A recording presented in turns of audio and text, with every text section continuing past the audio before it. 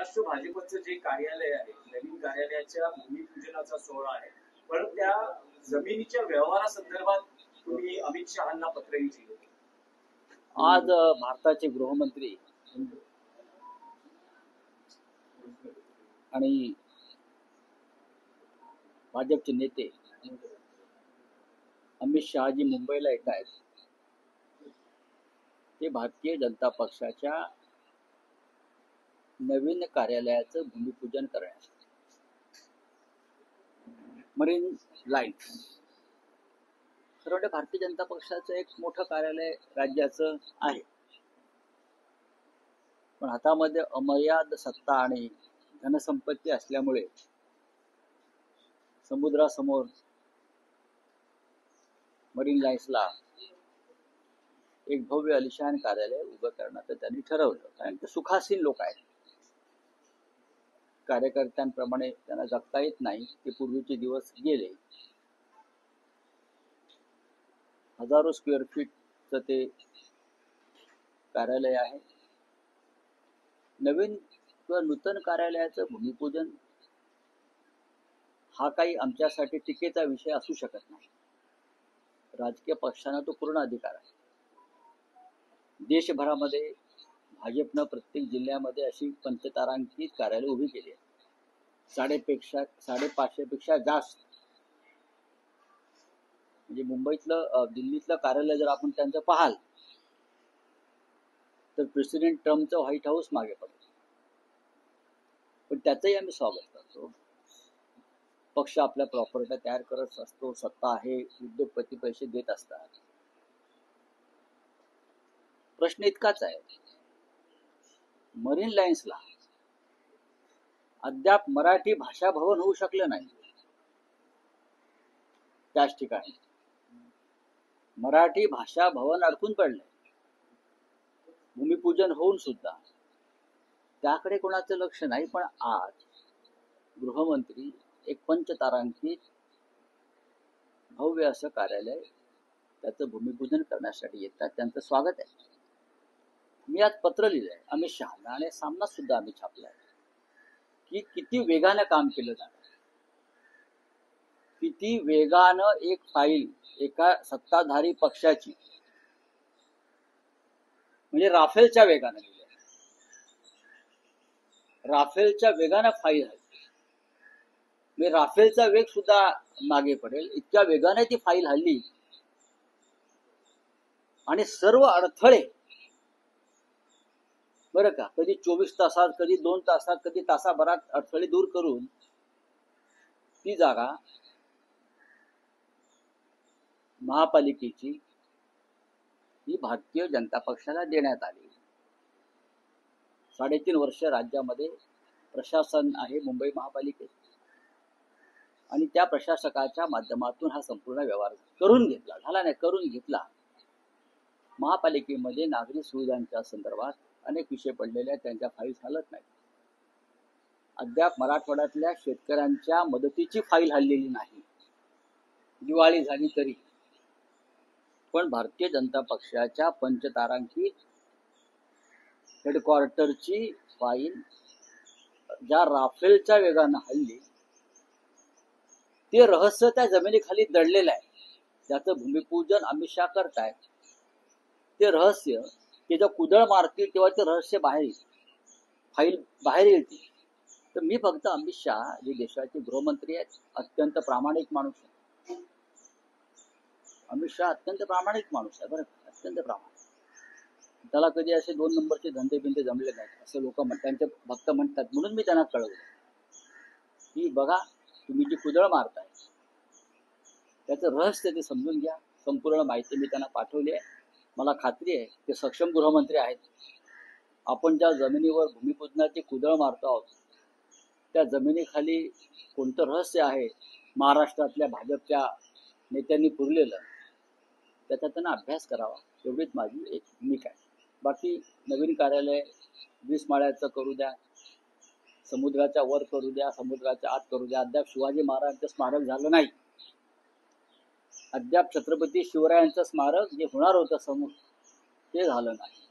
मराठी भाषा भवनाला अडथळे आणलेले आहेत. मराठी भाषा भवत महाराष्ट्राची अस्मिता त्याला अडथळे आहेत. पण राफेल वेगानं भारतीय जनता पक्षाचं हेडक्वार्टर मरीन लाईनच्या समुद्रावर होत आहे, हे महाराष्ट्राच्या जनतेला कळावं म्हणून मी आजचा हा प्रपंच पत्र लिहायचा अमित शहाजींना केला. अमित शहाजी मोठे नेते आहेत, त्यांचं इंटेलिजन्स फार ताकदीचं आहे, तर त्यांनी या फाईलचा सुद्धा अभ्यास करावा आणि अशाच प्रकारच्या वेगवान फायली जनतेच्या हिताच्या दृष्टीने ज्या पडून आहेत, सामान्य शेतकऱ्यांच्या दृष्टीनं पडून आहेत, त्यांनाही त्याच वेगाने न्याय द्यावा. राऊतसाहेब, ट्विटमध्ये तुम्ही म्हटलंय की एकीकडे पुण्यातील जैन बोर्डिंग प्रकरणात मोठ्या प्रमाणावर रोष असताना भाजप कार्यालयाच्या जागेबाबत चर्चा सुरू असतील तर जनतेत चुकीचा संदेश जाऊ शकतो, हे एक. आणि दुसरं असं आहे की पुण्यातलं जे जैन बोर्डिंगचं प्रकरण आहे त्यात अपडेट अशी आहे की पुण्यातील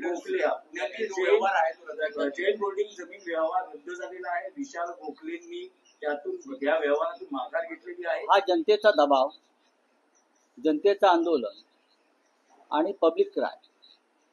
जनतेचं आंदोलन काय करू शकतं हे जर आता तुम्ही जी दिलेली माहिती सत्य असेल तर जनतेचं आंदोलन काय करू शकतं, पब्लिक क्राय काय करू शकतो, याचं हे जैन बोर्डिंगच्या जमिनीचा विषय हा त्या दृष्टीनं महत्वाचा आहे. नाही, पण पब्लिक क्राय जरी म्हणतात तरी हे प्रकरण रवींद्र धंगेकरांनी लावून धरलं तर यात रवींद्र धंगेकर यांचं श्रेय नाही का?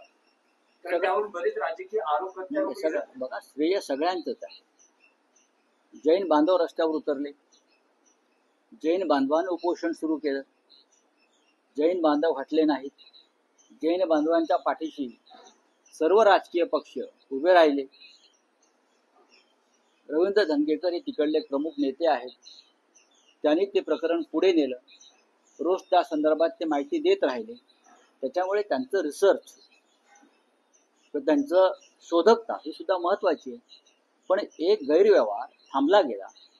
त्याचप्रमाणे मरीन लाईन्समध्ये आज जे अमित शहाजी कुदळ मारतायत तिथे तोच प्रकार आहे. तर तो गैरव्यवहार जो आहे त्याच्यावर सुद्धा आता लोकांनी जागरूक व्हायला पाहिजे. चौकशी नाही झाली अमित शहाकडनं तर आपण पुढे न्यायालयीन प्रक्रिया राबवणार. बघा, याची गरज नाही. त्याचं कारण असं आहे, चोरी तेच आहेत, फौजदार तेच आहेत आणि न्यायालय सुद्धा तेच आहे. लोकांसमोर असे विषय आणणं हे आमचं काम. राऊतसाहेब, या भाजपच्या प्रदेश कार्यालयाच्या जागेचा म्हणजे जिथे भूमिपूजन होत आहे, तुम्ही म्हणतात वेगाने फायली हल्ल्या,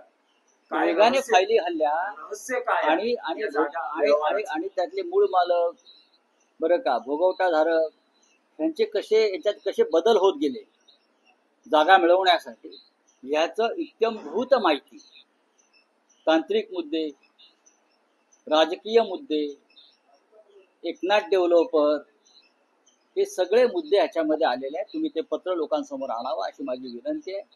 राज्याच्या हिताच्या दृष्टीनं मराठवाड्यातल्या शेतकऱ्यांच्या मदतीची फाईल अद्याप उघडली गेली नाही, पण ज्यांच्या हातात सत्ता आहे त्यांनी आपल्या कार्यालयाची फाईल किती वेगानं फिरवली आणि फिरू शकते एवढंच मला सांगायचं. माझ्या त्यांच्या नवीन कार्यालयाला शुभेच्छा आहेत. तिथून राज्याच्या हिताचं आणि मराठी माणसाच्या हिताचं काम हो, पण त्याच कार्यालयाच्या खिडकीतून अर्धवट राहिलेलं मराठी भाषा भवन सुद्धा त्यांनी पाहायला पाहिजे, हे माझं मत आहे. रावसाहेब, फलटणमध्ये महिला डॉक्टरची आत्महत्या सध्या बातम्यांच्या केंद्रस्थानी आहे. लोकसभेतील विरोधी पक्षनेते राहुल गांधी असं म्हणतात की ही संस्थात्मक हत्या आहे. तर काल मुख्यमंत्री फलटणमध्ये होते, त्यांनी असं म्हटलंय की अलीकडे सगळ्या गोष्टीत राजकारण करण्याची पद्धत आली आहे. रणजित दादा आणि सचिन पाटील यांना बदनाम करण्याचा प्रयत्न सुरू आहे आणि या प्रकरणात थोडीशीही शंका आली असती तरी मी हा कार्यक्रम रद्द केला. फडणवीस खोटं बोलतात, त्यांना खोटं बोलण्याचं व्यसन झालं. राज्याच्या मुख्यमंत्र्यांनी इतकं खोटं बोलू नये. फडणवीसांनी संवेदनशील असायला पाहिजे. विरोधकांवरती लाथा घालून किंवा शिव्या घालून राज्याचे प्रश्न सुटणार नाहीत. ज्या अर्थी जनतेचा रोष आहे, तुम्ही काही काळ हा विषय गांभीर्याने तुम्हाला पाहता आला असता, पण तुम्हाला राजकारण महत्वाचं होतं, कालचा कार्यक्रम महत्वाचा होता, त्याच्यामुळे तुम्ही काल तिथे गेलात. डॉक्टरची आत्महत्या, एका महिला डॉक्टरची आत्महत्या, हा विषय जर तुम्ही गांभीर्याने घेत नसाल, मुळात ती हत्या झाली याला तुम्ही जबाबदार आहात, हे लक्षात घ्या. त्या मुलीनं आत्महत्या केली आणि तिला करायला भाग पाडल्याचा अर्थ कायद्याची भीती आणि गृह खात्याची भीती राहिली नाही. आणि महाराष्ट्रात वारंवार होत आहे. मुंबईच्या रस्त्यावर एका तरुणीला ज्या पद्धतीने हत्या केली, हा सुद्धा विषय गंभीर आहे ना. तुम्हाला इतर सर्व गोष्टी करायला वेळ आहे, व्हिजिलन्स इतर लोकांवर करायला वेळ आहे, इतर लोकांच्या मागे इंटेलिजन्स लावायला वेळ आहे, भारतीय जनता पक्षाच्याच लोकांचे फोन टॅप करायला वेळ आहे, पण या महाराष्ट्रात वाढत चाललेली कायदा सुव्यवस्थेची अव्यवस्था ती सावरायला वेळ नाही. चलिए आपला काय सर, एकच प्रश्न आहे मराठीतला की आज उद्धव ठाकरे यांच्या नेतृत्वाखाली मुंबई शिवसेना युपीटीच्या पदाधिकाऱ्यांचा मेळावा होतो. महापालिका निवडणुकांच्या दृष्टीनं मार्गदर्शन करण्यात, पण मतचोरी हा एक महत्वाचा अजेंडा सध्या उद्धव ठाकरेंच्या. दोन गोष्टी महत्वाच्या आहेत. आजचा मेळावा हा उपशाखा प्रमुखांचा मेळावा, जे आमचं प्रत्यक्ष जमिनीवरची फौज आहे, सैन्य आहे, त्यांना आपण आज काय संदेश देतोय याकडे सगळ्यांचं लक्ष आहे. उद्धव ठाकरेजी पक्षप्रमुख आज त्यांना मार्गदर्शन करतील आणि मोठ्या प्रमाणामध्ये मुंबईतून, हा फक्त मुंबईतल्या उपशाखा प्रमुखांचा मेळावा, लक्षात घ्या. आणि 1 नोव्हेंबरला मतदार यादीतल्या घोटाळ्यांसंदर्भात सर्व पक्षांचा एक मोठा मोर्चा निघतो आहे. दिल्लीला धडकी भरेल आणि निवडणूक आयोगाला खांब फुटेल अशा पद्धतीचा हा मोर्चा काढावा, यासाठी सर्व पक्षांची तयारी सुरू आहे. मग डावे पक्ष असतील, काँग्रेस पक्ष असेल, राष्ट्रवादी काँग्रेस पक्ष असेल, कालच पवार साहेबांशी माझी चर्चा झाली त्या विषयावर, शिवसेना, महाराष्ट्र नवनिर्माण सेना, प्रत्येक जण ह्या मोर्चाच्या यशासाठी झटतो. आणि 1 तारखेचा मोर्चा, 1 नोव्हेंबरचा मोर्चा हा अभूतपूर्व असा. पण राऊतसाहेब, यात एक प्रश्न असा आहे की तुम्ही किंवा तुमचं शिष्टमंडळ वारंवार असं सांगताय, राज ठाकरे म्हणतायत की मतदार याद्यांमध्ये दुरुस्ती करा आणि निवडणुका द्या. पण आज केंद्रीय निवडणूक आयोगाची पत्रकार परिषद संध्याकाळी होते. निवडणूक आयोगाकडून एक स्पष्टता आहे की नव्या वर्षात मतदार याद्या पुनर्रचना करण्यासंदर्भात मोहीम हाती घेतली जाईल. त्यामुळे आता हे स्पष्ट आहे की ज्या याद्या आहेत त्यावरच महाराष्ट्रातल्या स्थानिक स्वराज्य संस्थांच्या निवडणुका. या विषयावर तुम्ही 1 नोव्हेंबरला आम्ही काय बोलतोय ते ऐकून घ्या. त्यासाठीच तर मोर्चा आहे, त्यासाठीच तर आंदोलन आहे. 1 नोव्हेंबरला त्याच्या आधी सर्व प्रमुख नेत्यांची बैठक होईल. मोर्चात सहभागी होणाऱ्या पक्षाचे जे प्रमुख आहेत त्यांची एक बैठक होईल, त्यात पुढली रणनीती ठरवली जाईल. चला, मोर्चाच्या आधी मोदी जी ने कहा है कि चाय महंगी हो गई, डेटा सस्ता हो गया, और वो सोशल मीडिया की ऐसा उन्होंने कहा है, दूसरे सोशल मीडिया पे वो बटन डाल रहे हैं. सर आप देखते हो क्या बोल रहे हैं? मोदी जी बोल रहे चाय महंगी हो रही है, चाय महंगी हो गई, डेटा सस्ता हो गया है. और जो चाय महंगी हुई इसके लिए जिम्मेदार कौन है? मोदी जी जब चाय बेचते थे तब चाय का रेट क्या था? वही रेट से आप मोदी जी वापस देश के प्रधानमंत्री बन गए, हाँ, तो वही रेट से चाय बेचो, डालो आप किटली लेके आपके कार्यकर्ताओं को घर घर भेज दो चाय के लिए. डेटा जो है सस्ता हो गया, जिससे सोशल मीडिया काफी एक्टिव हो गया. तो क्या हो गया? पूरे विश्व में डेटा सस्ता हो गया है, तो भारत में क्या बड़ी बात है? आप विश्वगुरु है ना, तो पूरे विश्व में डेटा सस्ता हो गया है. डेटा सस्ता हो गया इसलिए तो हमारा डेटा चोरी कर रहे हैं. चलिए, thank you very much. Fadnavis ने क्लीन चिट की है डॉक्टर केस में, सर देखता हूँ. किसको क्लीन चिट दी है? डॉक्टर सुसाइड केस में. नहीं, वो क्लीन चिट देवेंद्र फडणवीस के देने से नहीं मिलती. उसके लिए जांच करनी पड़ेगी.